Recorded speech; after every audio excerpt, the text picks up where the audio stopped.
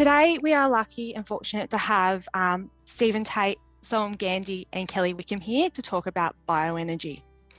So I'll just give a bit of a bio on each of them and then we will get into the rest of the session. So I've just put up an overview there.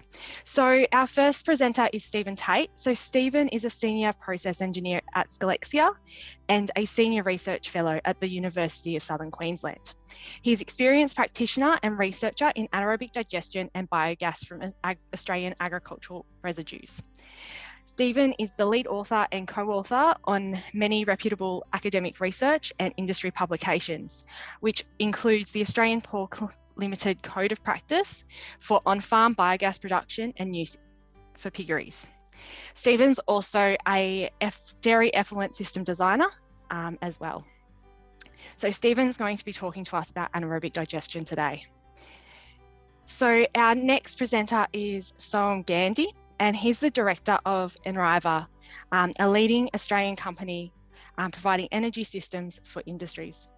Since 2005, he's been working within Australia and New Zealand within various industries and has a proactive approach and has helped clients around the region evolve in their designs and energy systems. Sohum has been increasingly involved with biomass fuels in an attempt to provide clients with renewable and low-cost energy alternatives. His installed projects have assisted those offset many thousands of tonnes of CO2 emissions annually and save clients millions of dollars on fossil fuels. And our last presenter is Kelly Wickham, and he's going to be talking about bioenergy in Victoria. So Kelly's recently joined Agriculture Victoria in the role of Industry Development Coordinator Energy, focusing on energy technology adoption within the horticultural industry. So previous to this role, Kelly used to work for Sustainability Victoria as part of their investment facilitation support program and assisted projects along the way through the approvals and planning processes to get the infrastructure on farm. So Kelly has also been involved in the ARENA Australian Biomass for Bioenergy Assessment Program, as well as the Victorian Project Manager. So we will get started now and we will have some time hopefully at the end for some questions. So we'll get started now and I'll ask Stephan to take the floor and share his presentation. Thanks so much, Sarah, for the kind introduction, and I'm just going to share a presentation now. So thank you for your attendance to this webinar. We trust that it will be helpful and meaningful for you. The topic of this particular part of the webinar is anaerobic digestion, and I would like to start by acknowledging some recent work that we collaborated on with Agriculture Victoria. Specifically, I'd like to acknowledge Dr. Matthew Knight and Miko Key from Agriculture Victoria for their contributions to the dairy biogas information, which forms part of this webinar presentation. I'd like to start just by mentioning the context of this part of the webinar. It provides an overview of anaerobic digestion as a technology type, but it also seeks to give some information about potential lower-hanging fruit opportunities in on-farm applications, which is the area that we've started seeing increasing uptake of anaerobic digestion. So just a simple overview. So anaerobic digestion is really it's a natural biological process which has been occurring for many millennia, and it occurs commonly in effluent and manure management systems. And the reason that it occurs is because the organic matter in those systems consume dissolved oxygen, which makes the environments devoid of dissolved oxygen and creates anaerobic conditions.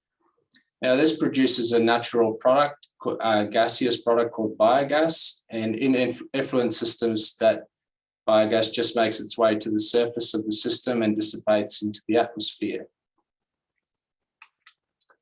Now, instead, we can try to capture that biogas, and the simplest form is probably to cover an effluent treatment pond, which I'll talk briefly about later.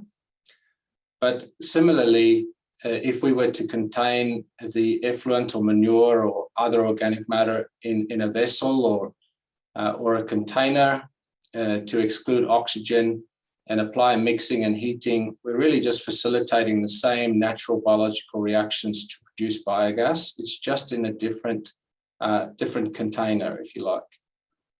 Now that biogas contains mostly methane, and we can recover the energy from that biogas, as I'll mention a little bit more about later. But biogas also contains odorous trace ingredients such as hydrogen sulfide, and by burning the biogas, whether that be in a generator, a hot water system, a boiler, or a flare, we actually turn those odorous compounds into less odorous compounds, and this has the ability to significantly reduce odor, which is a major benefit for on-farm applications of anaerobic digestion. Also, when we burn methane, we turn it into carbon dioxide, which reduces its greenhouse impact by 25 times. And this has a significant greenhouse emissions abatement benefit as well. Now, I'll talk a little bit about the anaerobic digester technologies that are available.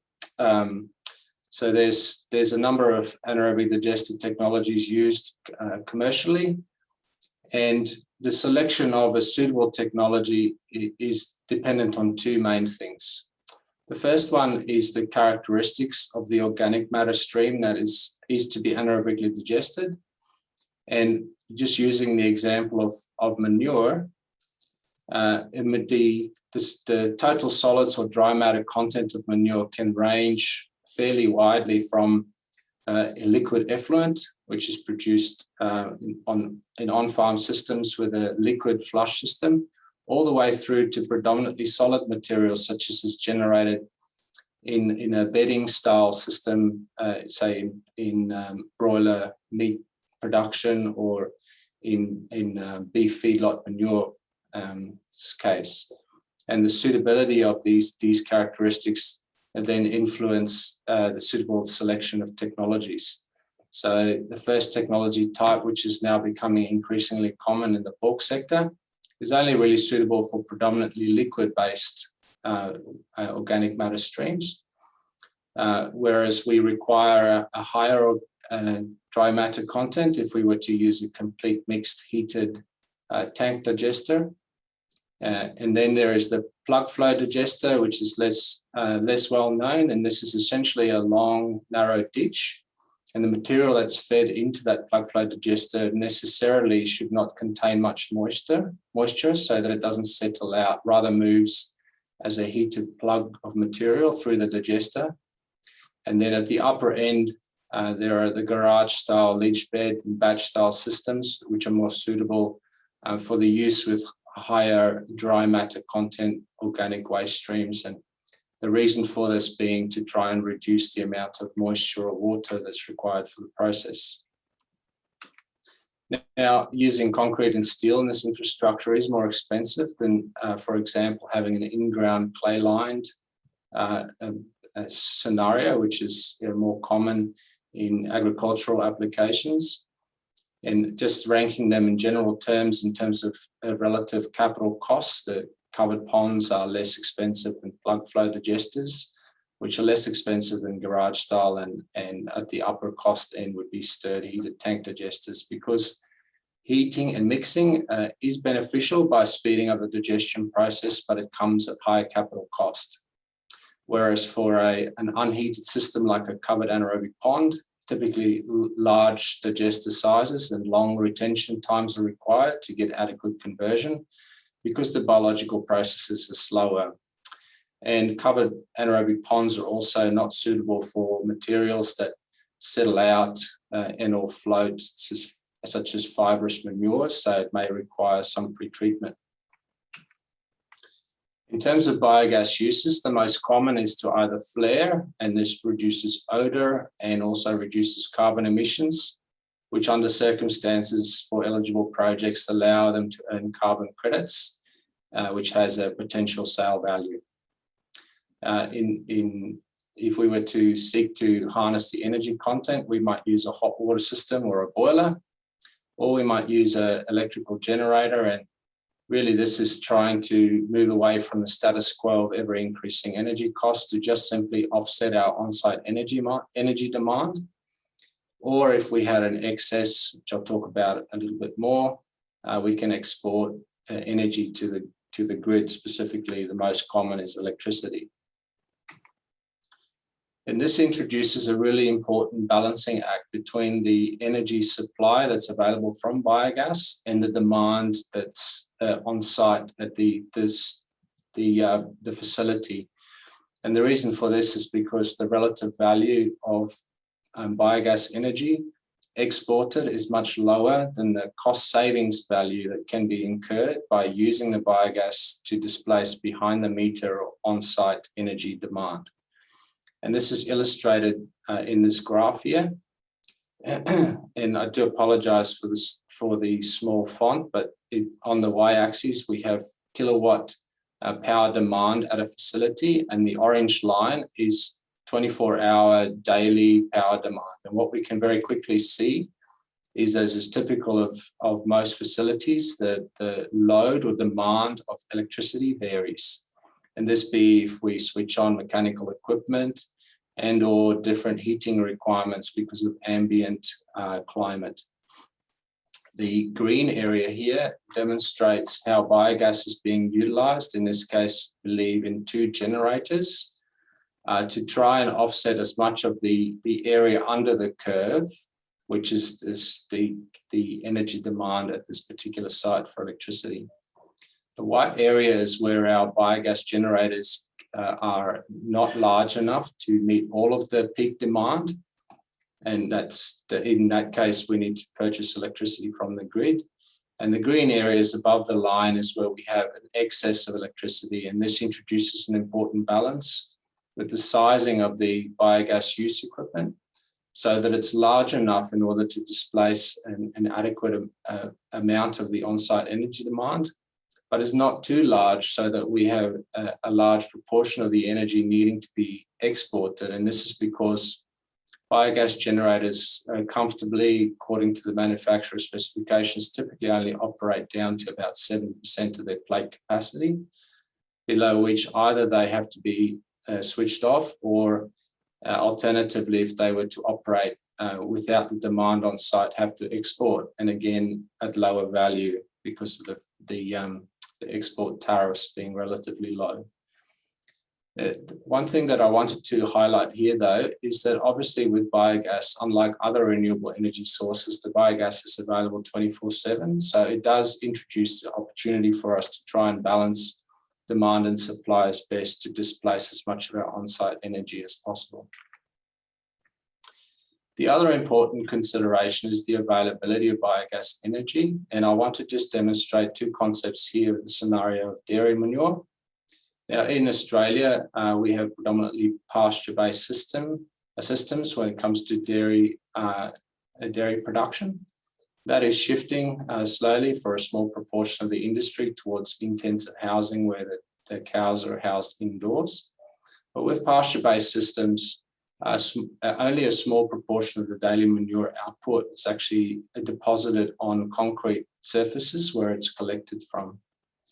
Now, if we have more manure, we have more organic matter, and that translates into more biogas because it's the organic matter component that is converted into biogas energy. On the other hand, depending on the diet of the cows, and also sometimes when the manure is stored for longer times and incurs volatilization losses, the actual intrinsic methane potential, because of differences in biodegradability for the manure, also varies. So here we have an interplay then in order to meet the energy demand at a dairy for hot water only or hot water and milk cooling. We need a certain proportion of the daily manure output of the cow to be captured. So this is in percentages in this table here.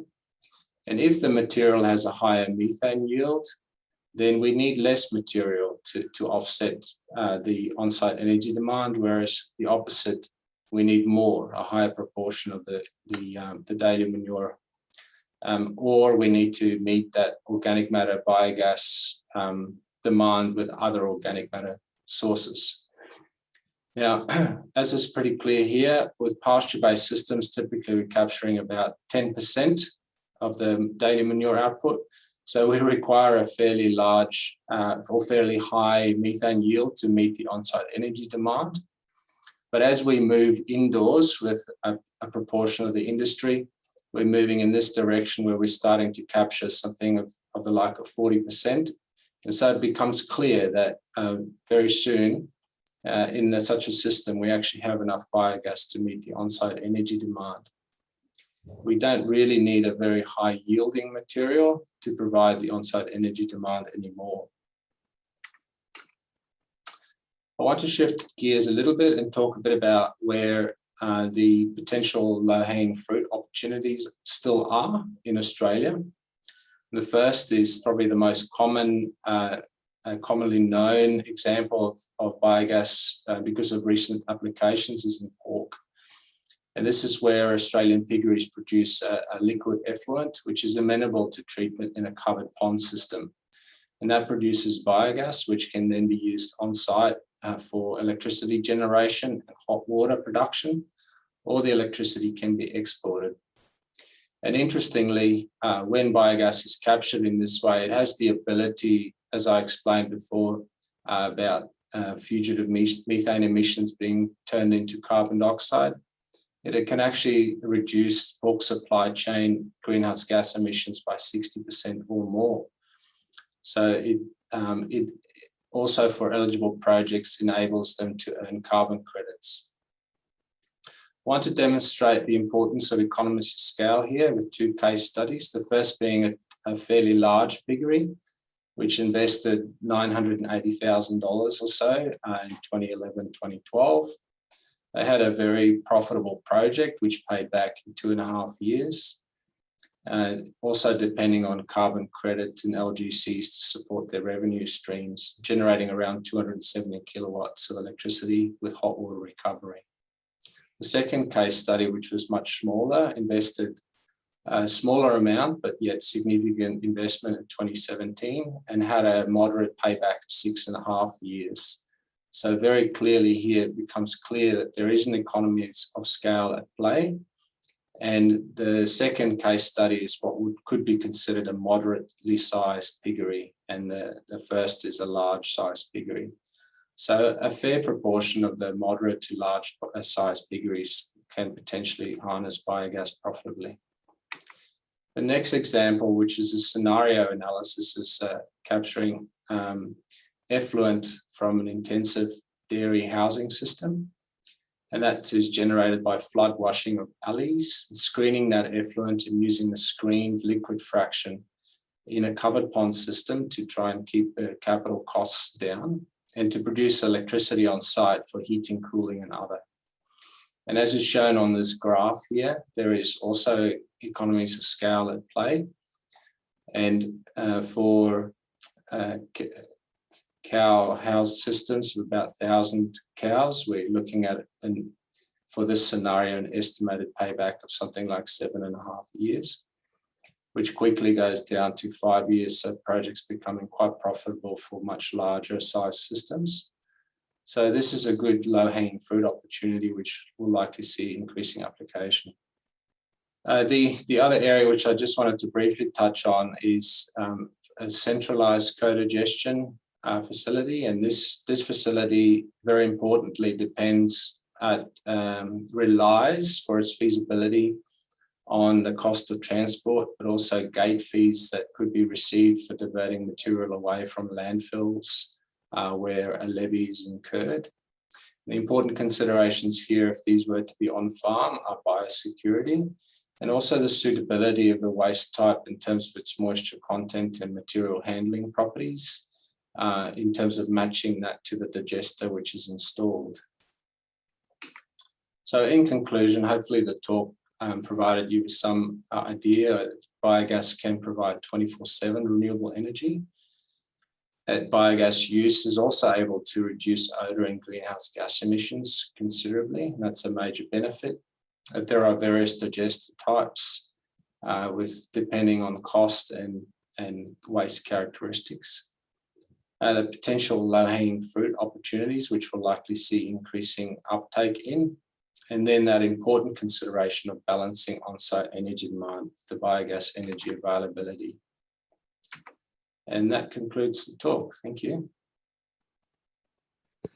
Thank you for that overview of anaerobic digestion, Stephen. That was great. And it's good to see that there is like some good potential in agricultural systems.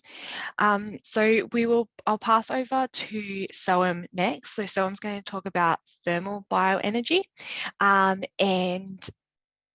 If you have any questions, please pop them in the chat box and we will answer those during our question session at the end. So I'll hand over to you, Sohum. Thanks for that, and thanks to AgVic for inviting me to do this presentation. I will try and go through this nice and quick, so I don't put anyone to sleep, and then maybe there'll be some time for questions at the end. So if you see something on any of the slides that seems relevant, then we could talk about it later. Quickly, Enriva, we've got over 18 years of experience. I personally grew up in Canada, did my first project here in Australia in 2003. It was a greenhouse or protected cropping heating system. And since then, I've been working in the energy for industry space, with the majority of our clients being in that protected cropping arena. Our projects to date offset hundreds of thousands of tons of CO2 emissions. So there's some articles about some of our projects, just so you know that we're legitimate, and I'm giving you real information about real projects. So a lot of our clients are producing food for the shelves of grocery stores, and our business plays a role in delivering a particular technology that allows them to do that. Why biomass? Probably most of the viewers are aware of that already, so I won't stay on this too long. But literally, carbon via photosynthesis is absorbed from the air, and that's stored essentially like an energy battery in the biomass. That's the original source of fossil fuels, combined with millions of years of heat and pressure. But in terms of the biomass, we've essentially captured the energy from the sun over time, and then we're going to use that energy with the bioenergy plant. Because you are capturing the CO2 and then releasing the CO2, it's considered carbon neutral. If you were to be clear cutting forests or other methods of getting your biomass, of course it wouldn't be carbon neutral, but that's not what we're talking about in biomass. Australian forests are sustainably managed with a growing carbon stock, and typically it's the low-cost scraps of the industry that have the economic potential of becoming a fuel for a bioenergy plant. In protected cropping, there's lots of things to consider. I won't go into that too much, but whether the load is heating a greenhouse or some other energy user, some other industrial commercial energy user. In the case of a protected cropping structure, we need to look at the load. So what is the structure? Are there energy screens? What's the temperature profile? Peak load demand? What sort of crop? And every site is different climate, different requirements, therefore different plant and equipment to serve the purpose.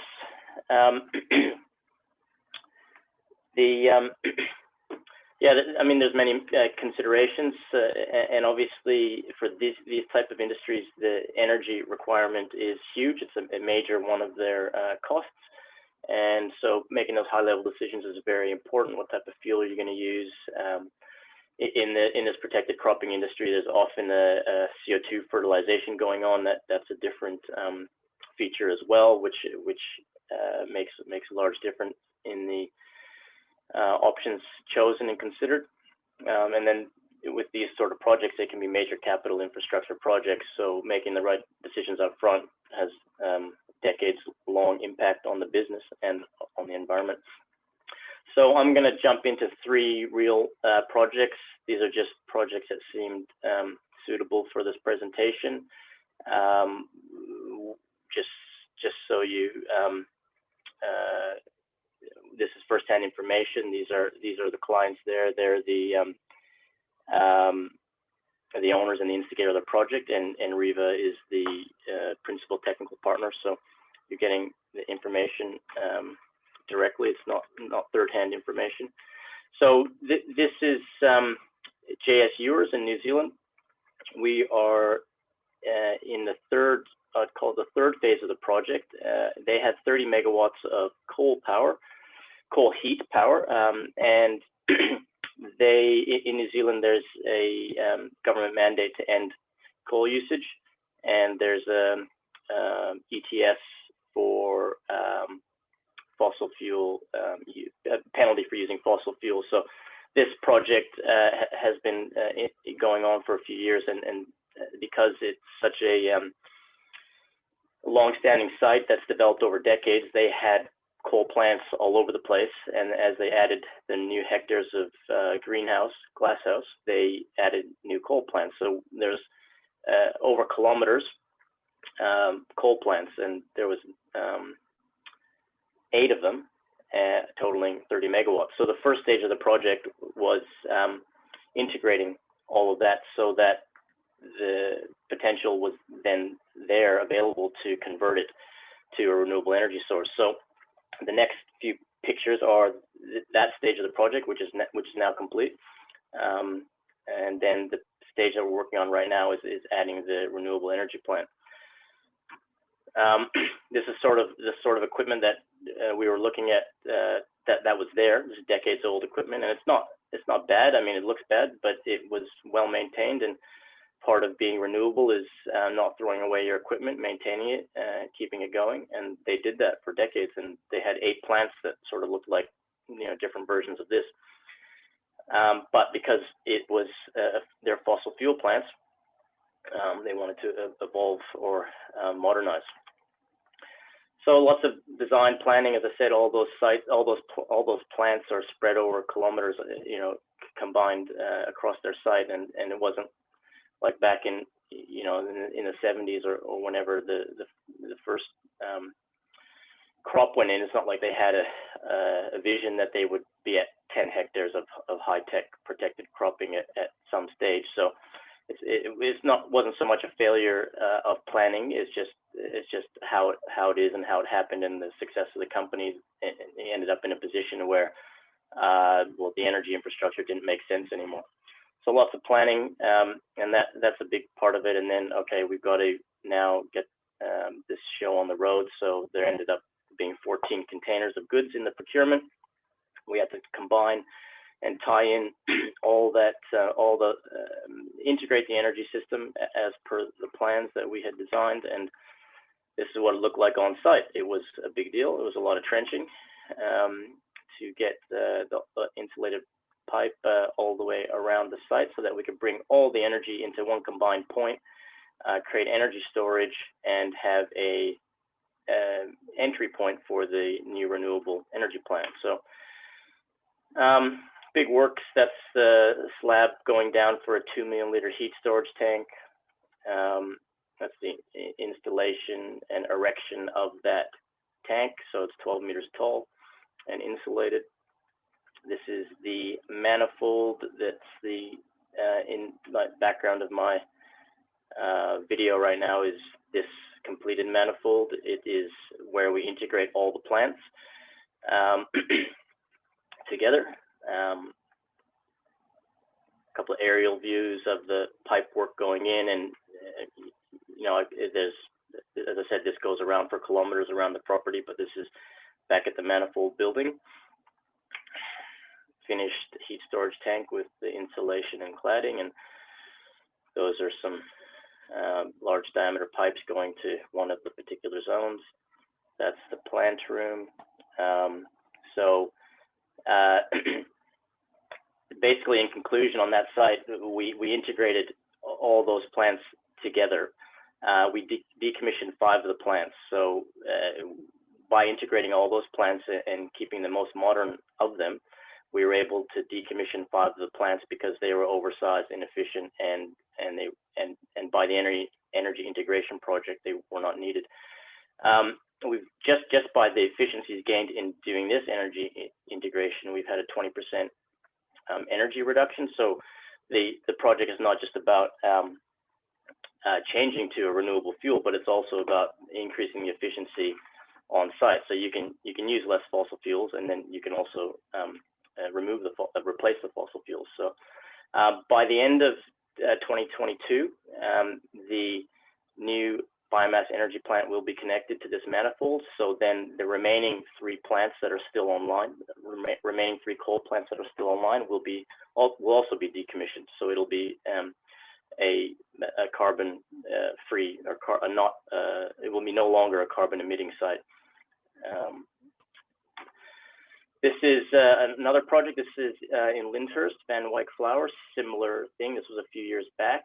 They were a long-time natural gas user. They're connected to the gas grid there, but the gas price, I think it was 2017 from memory, it tripled on them, and they just didn't have the profitability in their business to afford that cost. This is 5 hectares of protected structure.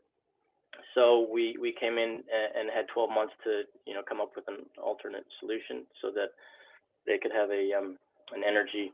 So it was financially driven, an energy supply that was affordable. So that's the initial original equipment. Those are gas boilers. They worked fine. They don't look great again, but they worked fine. They wouldn't have been replaced if the gas price didn't skyrocket.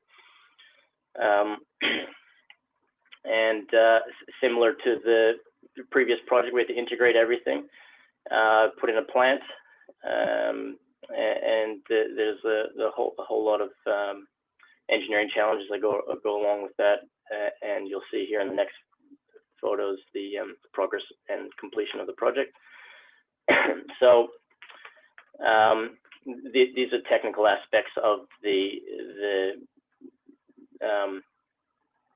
engineering solution that we eventually settled on. And again, it's a biomass energy system, and the fuel is waste forestry residues and manufacturing residues from the local area. So then, all the different challenges come up with handling the fuel, bringing the fuel into the system, processing the fuel, converting it to energy, and distributing it to the existing users.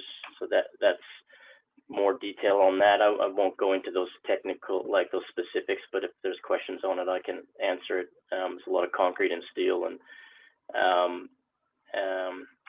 designed to get it to this point. Similar heat storage tank as the last one. Again, the purpose of the heat storage tank is so that you can essentially have an energy battery with advanced biomass plant. It is capital intensive, so you want to reduce the size of the plant, and by having a battery, it's analogous to a battery. You can run a plant at a lower output for more hours, thereby it being a smaller plant, and your battery or your heat storage in this case allows you to give peak loads or sustained loads while you have a plant that's running at a smaller output 24/7. That's the purpose of the heat storage tank. So same thing, there's one of the biggest exercises here is the hydraulics, making the hydraulics work, connecting everything on site. And retrofitting an old site is a lot harder than a greenfield site. Unfortunately, when you're trying to fix something or tie into something, it's like renovating an old house versus just building a new one. It's a lot more challenging. So this is the advanced plant that we put in there. This is Polytechnic is the manufacturer of this. They're an Austrian company with a base in New Zealand. It's a advanced biomass plant, which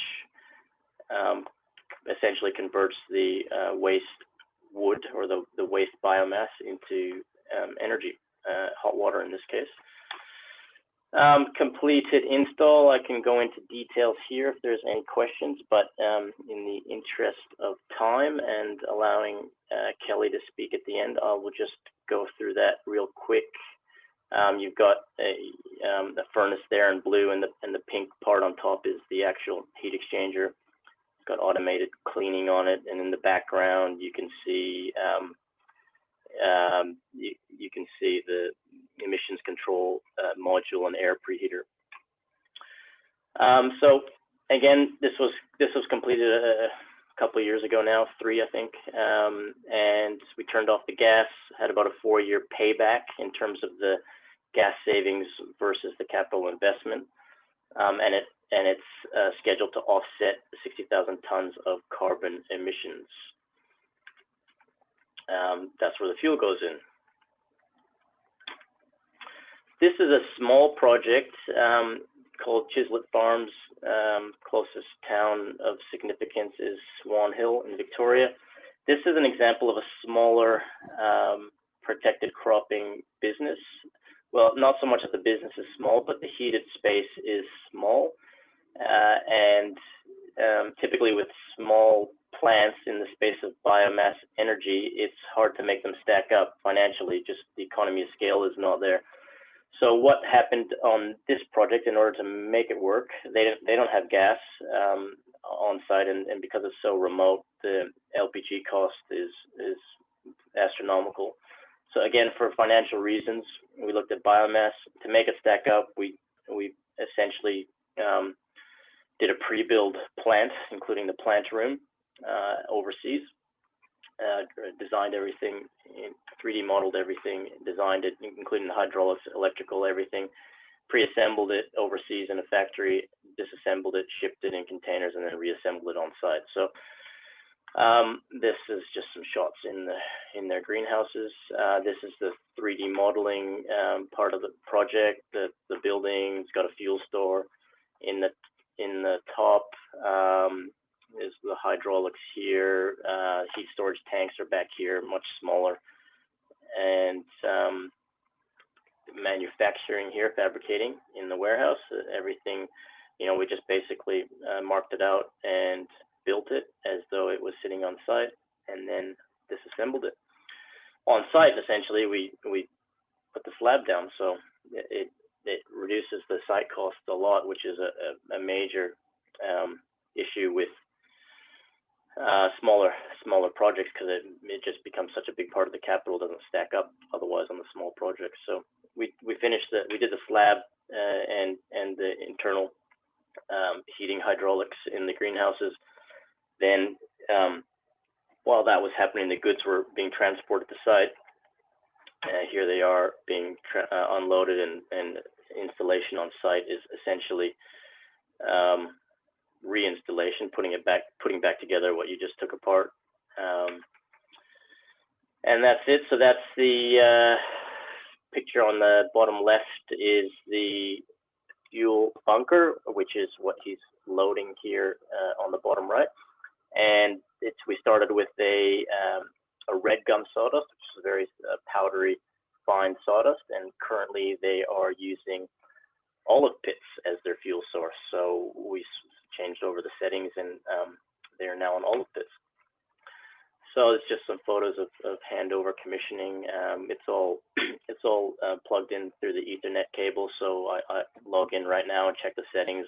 Anytime there's some fine tuning, fuel changing, or troubleshooting, we've got all the parameters online, and that's normal nowadays. And that's the finished plant. That's what it looks like from the outside. So this is an interesting project because it's 500 kilowatts, which is small for a commercial scale. Yet it was still economical because of the methodology used.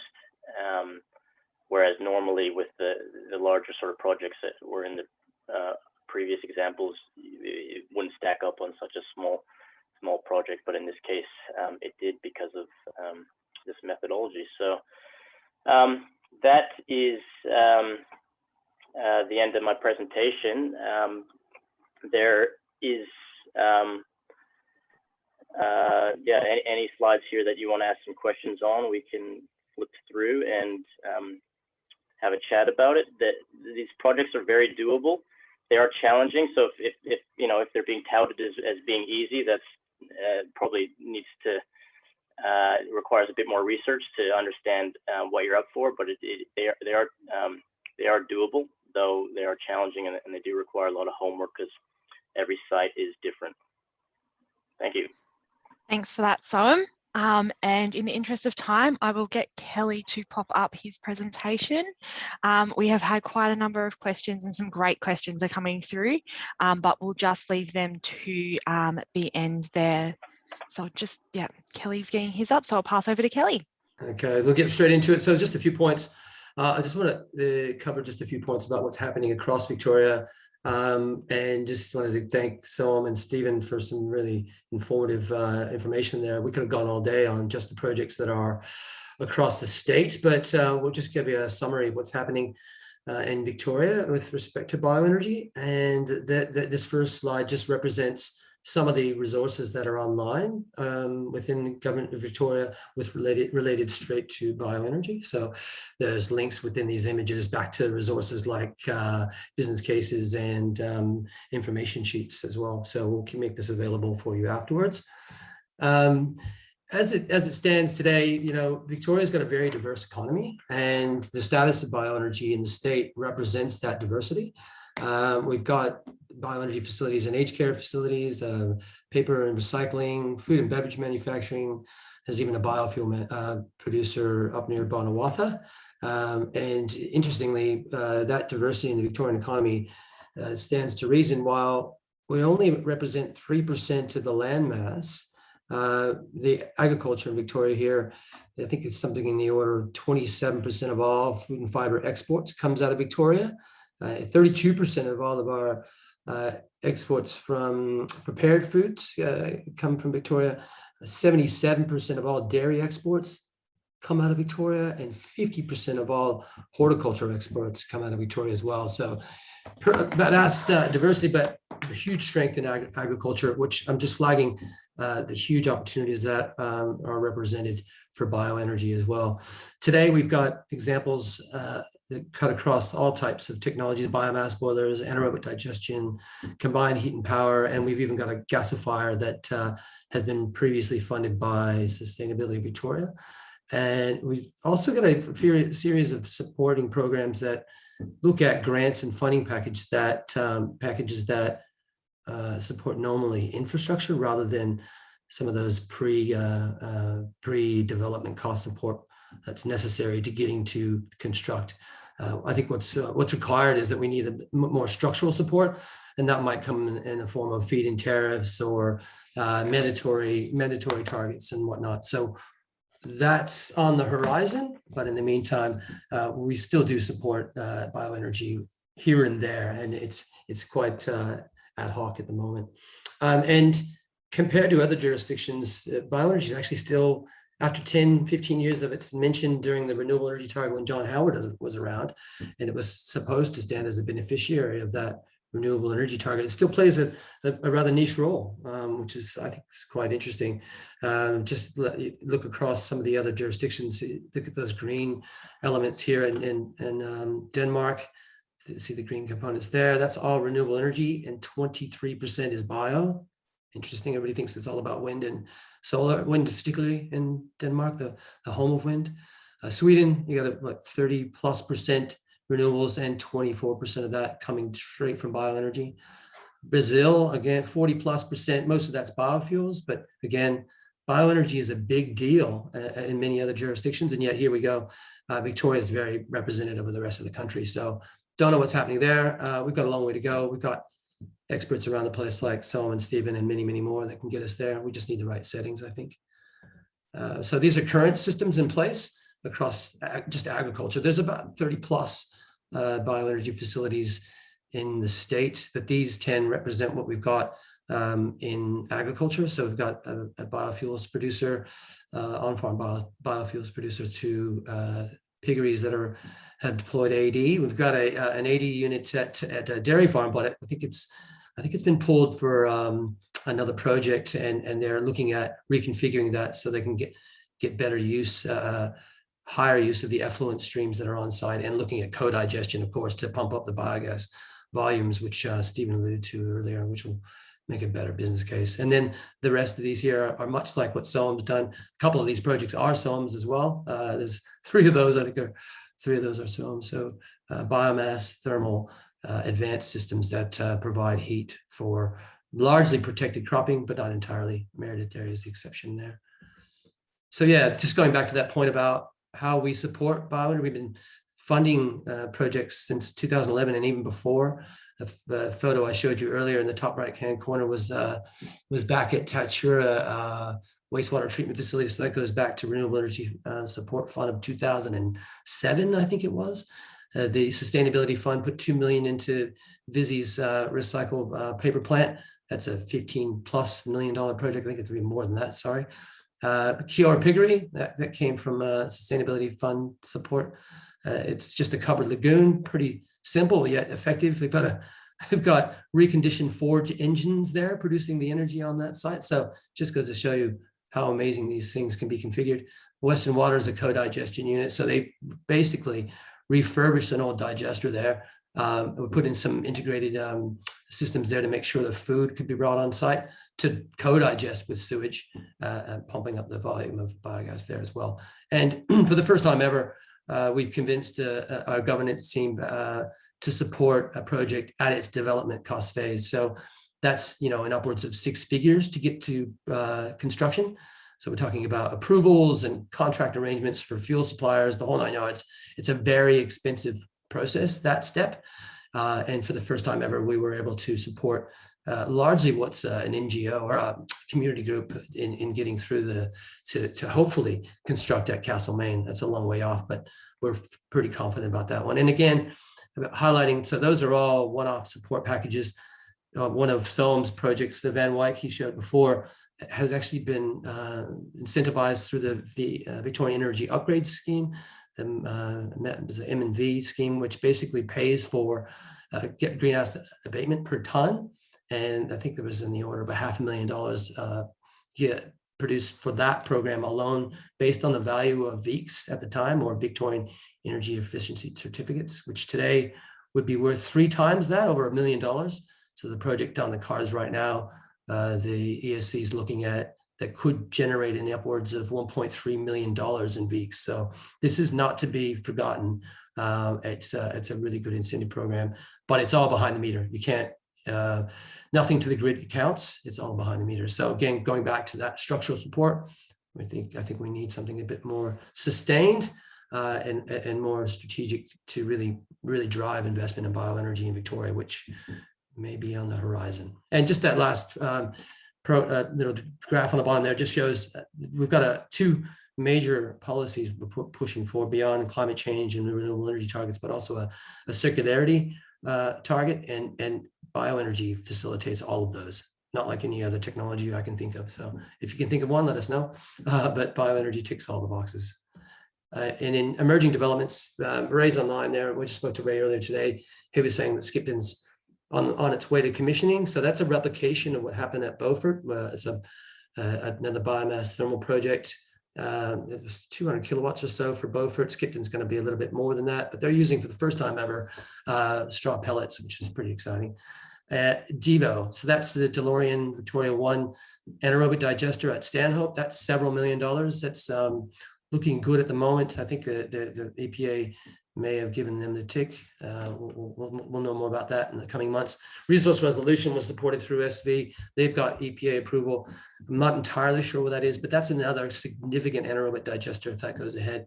So the projects of high intensity capital costs are emerging, and that might be a lot because of the market conditions of today.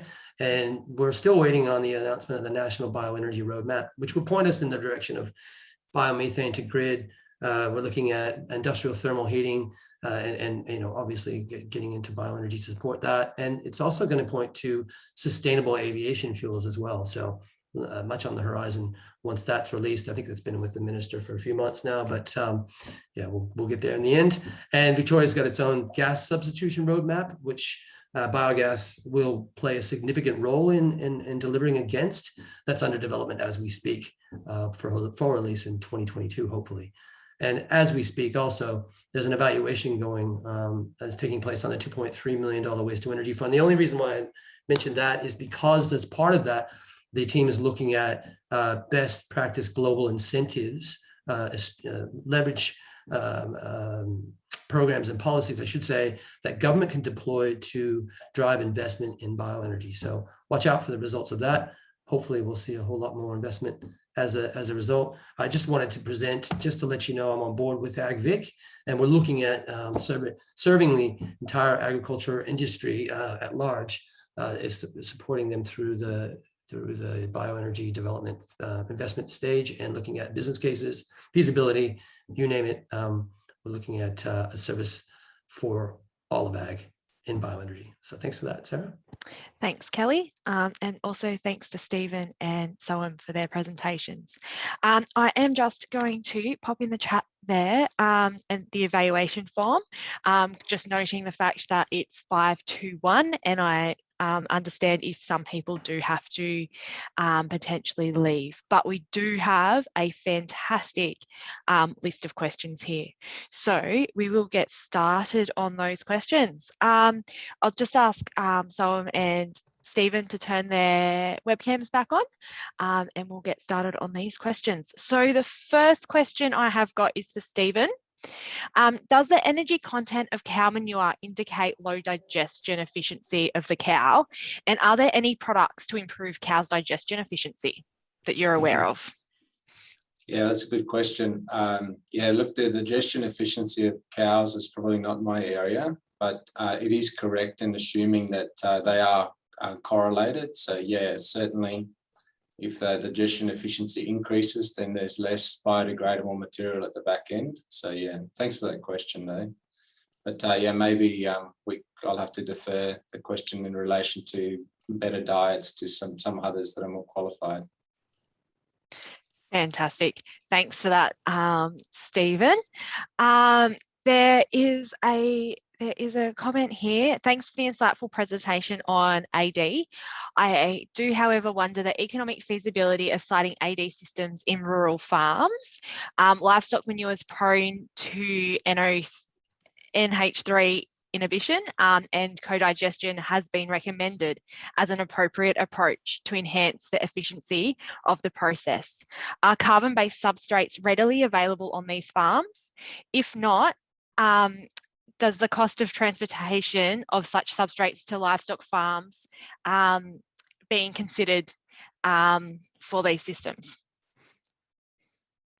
Yeah, thanks for that question. And yeah, there's probably two challenges here. The first one is the transport costs, as was mentioned. And the reality is that if those materials were not available within the very near vicinity of those facilities, then the transport costs will likely be prohibitive. So we're talking probably 10 kilometres or less, so very close vicinity of the facility. So that's the first one. The second one, which touched on ammonia inhibition, is to some degree resolved by the way that a liquid-based system works. So there is a significant amount of dilution that naturally occurs in these digestion systems, and that helps to overcome some of those limitations just simply by diluting the ammonia out. Thanks, Stephen. There was a question that came through while Sohum was presenting before, when he was talking about the New Zealand example. There was a question that came through from Alex about what was the investment cost? Well, the New Zealand example to date has been, say, round numbers 2 million, but we haven't implemented the biomass renewable plant section of that yet. So they have got some funding. They have got 50% funding from ICA, the body in New Zealand there. So the total investment now for the next stage is earmarked at approximately 8 million.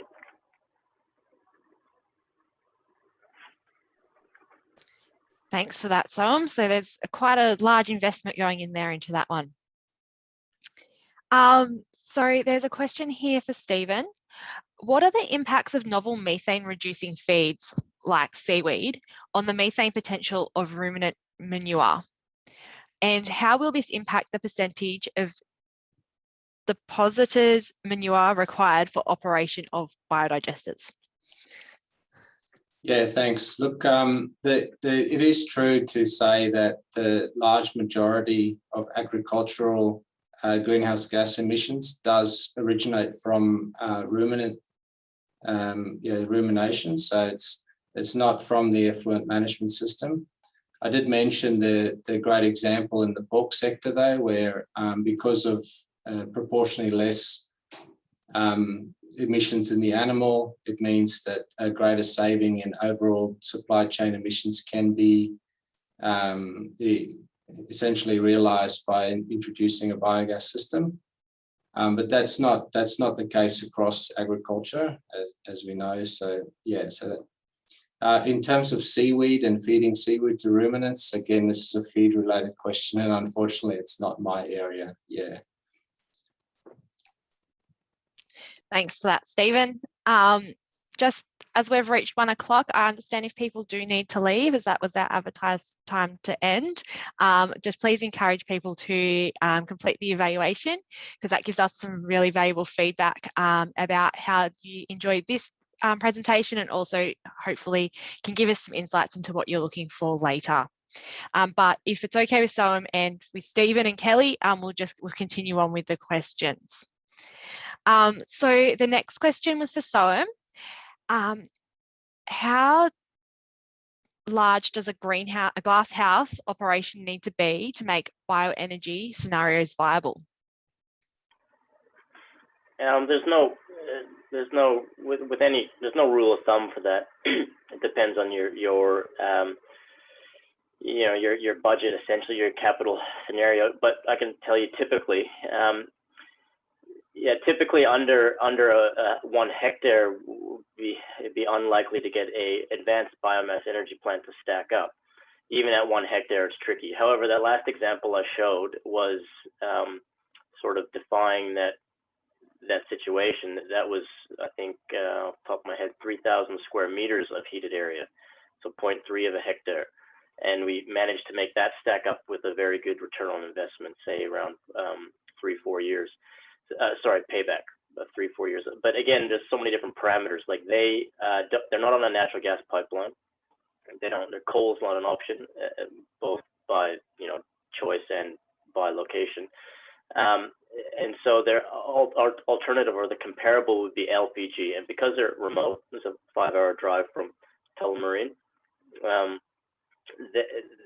Even LPG LPG is always expensive, but it's extremely expensive. So then the payback becomes very good, because you're comparing a local fuel supply, which in their case was red gum sawdust, and then olive pits, which is almost no transport cost because it's next door, to LPG. So your parameters there give you a very good, a very quick payback, and that was 3,000 square meters. But typically, it's a hectare or multiple hectares. It is when you do have a small project and limited investment capital, it can often be, you can look at it and say there's no chance. There's no chance unless there's some government funding or something, or the investors or the company owner has a real mandate in renewability that the project will go ahead. It wouldn't be low hanging fruit for a real small project. Thanks for that, Sohum. I've had a message come through from Matthew Knight, who has just said that seaweed and other additives to feed for cattle that reduce methane within the rumen, methane production within the rumen, don't have an impact on the anaerobic digestion within a digester. So just to answer that question for Stephen there, Matt's just jumped in to do that one. All right, so next question for Sohum. How much of the on-site produced biomass, for example, surplus plant material, waste food products, can be captured as a fuel for the protected cropping type biomass plants? We don't normally, it's a good question, but we don't, and it comes up a lot, but we don't normally bother because it changes the complexity of the plant. the plant as in the equipment, it's a very small percentage of your annual consumption in terms of biomass. So you would be redesigning your plant to use on-site waste, which may account for a fraction of a percent. And then there's some challenges with, say it's a vine waste, the spent crop or whatever. There's chlorine levels and different things in the plant, in the leftover plant material that have to be considered, because they have an impact on the internals of the plant. So if you have a high chlorine biomass, you then can be producing hydrochloric acid in trace amounts and stuff like that, which can degrade the internal workings. So it's typically not something that you would go and spend another, I don't know, $1 million just for a number to up-spec your plant so it can take a percentage of its fuel from the waste on site. It's more about, well, what is the volume of fuel? Say it's 20,000 tons a year or something like that. Where are we going to get that? Is it next door? Is it nearby? Is it a waste stream? So is it cheap? And then you focus on that as your spec for the fuel, so that you can end up with a economically feasible project. But it's a good question. It comes up. It does come up. Yeah, and that's a question that I had too. So we've got another question for you, Sohum. What is the waste / byproduct output of these biomass plants, and is there a use for these byproducts? It depends on what you put in. So if you're talking virgin biomass like forestry residue or something, that, and depending on the nature of that forestry residue, it dictates what the ash output is. So you can determine the ash by testing your fuel, your input fuel. So you could have a very clean wood chip which has way less than 1% ash content. In which case, if you put 100 tons through the plant, you're going to have 1 ton of ash. Or far less than that if it's a very clean fuel. If it's a dirty fuel, if it's got dirt in it, lots of bark, leaves, that ash content will go up. The ash can be used on site, and it's normally used on site as a crop amendment. I mean, it's a small percentage. It's even been used on site for road-based materials for roads that are constantly being built. Compacted road base for around the property and things like that. It doesn't normally go off-site. Fantastic, thanks for that, Sohum. And there is another one for you too, Sohum. What was the cost comparison between the on-site construction and the off-site construction of that 500 kilowatt system, and what's the payback period for that? That payback period was around 4 years. Don't quote me on that. I have to check the numbers. Again, when you're working out the payback, you're kind of like, well, what's the LPG? In that case, it's LPG, the baseline cost. So is it $25 a gigajoule? Is the landed cost of the renewable fuel that we're using? Is it $5 a gigajoule? And those numbers are always changing. So therefore, the payback is always changing depending on how you look at it. But 4 years would be safe to say. And in terms of actually building an on-site, really more commercial scale plant, the price comparison is, well, it was pointless. It would have been, add an extra $1 million or something, and on that smaller project, forget about it. So it wasn't, when you do that upfront analysis, you know right away, or for us, we know right away that it's not going to be a financially achievable project to even go down that path. So therefore, you don't waste everyone's time in getting tenders together and speccing up this other scenario that is never going to be possible. Does location also have an impact on that cost, since they're up towards Swan Hill Way? If it was closer to Melbourne, would that cost have been smaller for doing the on-site works? Yeah, the remote nature of the site definitely encourages you to, want to drop something on site and walk away, because you can't even get a screw if you need a screw. I mean, it is a farm, so they have their own workshop and capacity on site because they're used to being independent. But yeah, everything can be quite difficult. You send a package there, and it ends up at a post office, and you know, you're like, oh, I sent you the package, it's at the post office. He's like, oh, okay, yeah, that's just down the road, it's 50 kilometers away, it's at the next post office. So, you know, there's logistical challenges with sites that are that remote. Yep. But in terms of the running cost, it's really about the fuel supply. So if there's a you know, a sawmill, or in this case an olive oil producer down the road, then that makes all the difference. In which case it could be in Melbourne or it could be anywhere. It's just that scenario at that location. Yep. Fantastic. And that brings it back to the point that we need to really be doing, it's a case by case situation, and looking at particular sites and the specifics for that site. All right, so Kelly, we've got one for you. So with the imported inputs for bioplants, e.g. wood chips, waste straw, food waste, where does the EPA sit on these coming onto farm? We are still having issues with farms being able to import for sufficient compost. Do the biomass generators require similar EPA and planning approval to import feedstocks?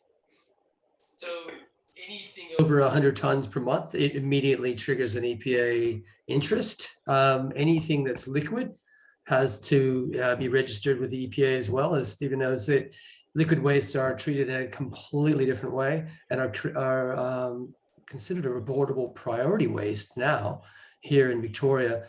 So they're managed in a completely, you know, the highest level of management is required. So transport tickets from the beginning of where its origin to the point of which it's being processed. And with woody biomasses, it's anything over 100 tons per month that needs to be flagged with the EPA as well. Thanks for that, Kelly. As another question, they've directed it at Sohum or Kelly or both. What types of agricultural producers do you see having the greatest potential for using thermal biomass combustion boilers? Do most of the projects require sites to source waste feedstock from the surrounding area? So I'll go first because Sohum will have much more substantial value add than I will. But we do know about in Victoria, after completing the biomass assessment, is that by far the greatest opportunity sits with straw residues in the Grampians, sort of Barwon region, the high rainfall sectors. Not so much the Mallee, where, you know, the low rainfall areas where we want to return those nutrients to soil. There's over 2-3 million tons out west that could potentially be captured for thermal energy and for CHP, you name it. And it could also be digested. But those materials are burnt off every year in situ, which is a ridiculous waste. So yeah, there's a couple of million tons that we could capture in the wheat belt down in the high rainfall zone area. The best opportunity. I'll leave the rest to Sohum. So yeah, a lot of our projects are forestry residues or timber processing residues. And like I mentioned, that project that I showed you near Swan Hill was olive pits. We've done macadamia shells. It depends on the region, of course, and it depends on what's close to site. You know, there are exceptions, but most of our projects are not funded by anyone but the client, but the business, and they're typically small or maybe at the most medium-sized businesses. So they're all about the payback or the return on investment. So it's about looking at the low-hanging fruit opportunities. And so if, you know, theoretically there is a lot of stuff out there that can be gathered. There's even lots of waste in the forest that's burnt off, but the cost for, you know, people to go out there and collect it in a, you know, a systematic way while abiding by the laws and regulations and then bring it to site may be completely prohibitive. We still have to, you know, natural gas prices since that peak that I spoke about, they have come back down. So and coal is still reasonably cheap, well, very cheap. So if you can't beat that, it's not a project. So it's all about finding that source that's near or next to site and can land on site for a price per gigajoule that's way less than the alternative fossil fuel. And it has to be way less than the alternative because that's where you get your payback from that savings. So it's a low-hanging fruit sort of scenario. But yeah, there's in agricultural waste streams, there's a lot of woody agricultural waste that can work in these sort of systems. Typically, you want it to be from a processor, though. You're not going to go and pick up olives from the farm and take the pit out. The olive pits work because this factory this producer is making. They're crushing it and they're making olive oil, and they have a machine that then extracts the pits in a high volume scenario. So you have mountains and mountains of olive pits. Same with the almond producing, same with the wood chips and the residues at sawmills or timber product manufacturers. We did a project in WA, which was next to Westbeam. Westbeam's the big LVL manufacturer in Australia, and they had mountains and mountains of dried chip. So the client essentially got himself a truck and moved the chip 2 kilometers over to his site and had a near to free fuel. And that project was also next to a gas-powered substation, so there was a massive gas main line up across the front of their property, natural gas, but it still was a much better payback to do the waste stream because of the site local scenario there. So that's it for me. Thanks. Thanks, Sohum. And One Kelly. more point on that is that even having said that, the wheat residues are the biggest opportunity. Going back to what Sohum said, half of our projects in Victoria that are wood waste fueled, but we've got projects that are using Great Mark, almond husks. There's a business case being developed for olive pip use. All of it's useful, without a doubt. Fantastic. Thanks for that, Kelly. And we have got one last question that has come through, unless we get a few more come through here. And thank you for those that have held on too. We've still got 29 people on, so it's great to see. The question that we've had come through is, what is the moisture content limit for drying biomass prior to combustion compared to using anaerobic digestion to achieve the highest yield per tonne of dry matter? So in other words, what is the amount of energy used to dry the biomass?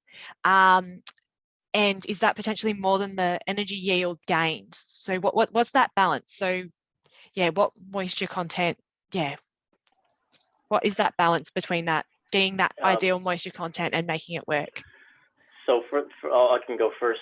So for the sort of technology and equipment that I've been speaking about, I can answer that for that side of things. But again, bioenergy is such a massive umbrella, and I'm really only speaking about one particular part under that umbrella, which is more of a woody or agricultural biomass energy source.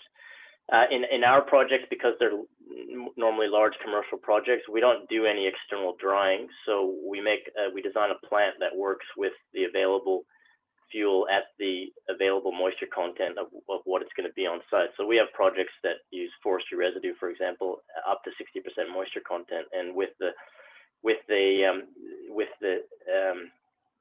drying happens once it's inside the plant, of course, before the pyrolysis, gasification, and combustion stages occur. So there's not a separate drying process. If there was a separate drying process, then yes, that question could be answered. If you're making wood pellets and you're drying the fuel before you make the wood pellets, then yes, you could work out that energy content that you're inputting into the drying process versus what energy the fuel is then producing on site. So, but as a net calorific value figure input, and then even with a very high moisture content, you still be upwards of 80–85% efficiency on the system, even with those high moisture content fuels when based on a net calorific value. I don't know if I answered that. I'm not sure exactly where that question was angled, but that's what I thought.